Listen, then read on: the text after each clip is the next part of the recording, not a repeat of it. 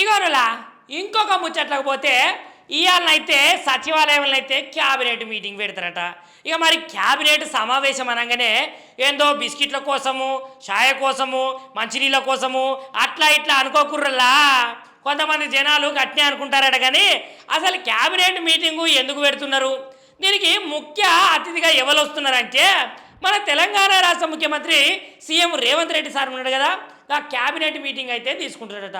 ఇక ఇలా మూడు అంశాల మీద సార్ అయితే మాట్లాడతాడట. ఇలా ఇక మూడు అంశాలు ఏంటి అంటే ఏం లేదు, బనకచెర్ల ముచ్చట ఒకటి, స్థానిక ఎన్నికల ముచ్చట ఒకటి, ఇక అట్లనే అక్కడ ఎన్నికలకు సంబంధించినటువంటి నిధులు, ఇక సంక్షేమ పథకాలకు సంబంధించిన నిధుల సేకరణ అనే ముచ్చట్ల మీదనైతే సార్ మాట్లాడతాడట. ఇక క్యాబినెట్లో కూర్చున్నారు కదా అని మాకు న్యాయం చేస్తారా న్యాయం చేయరా అనుకునేరు, గట్ల కాదుల్లా ఇప్పుడు ట్రెండ్ మారింది.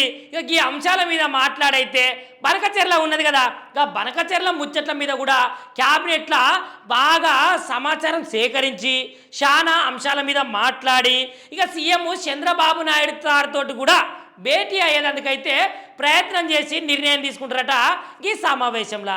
ఇక నిజానికి ఈ సమావేశంలో ఏది ఎప్పుడు ఎట్లా చేస్తారో ఒక్కసారి మనం వేచి చూడాల్సిందేనులా.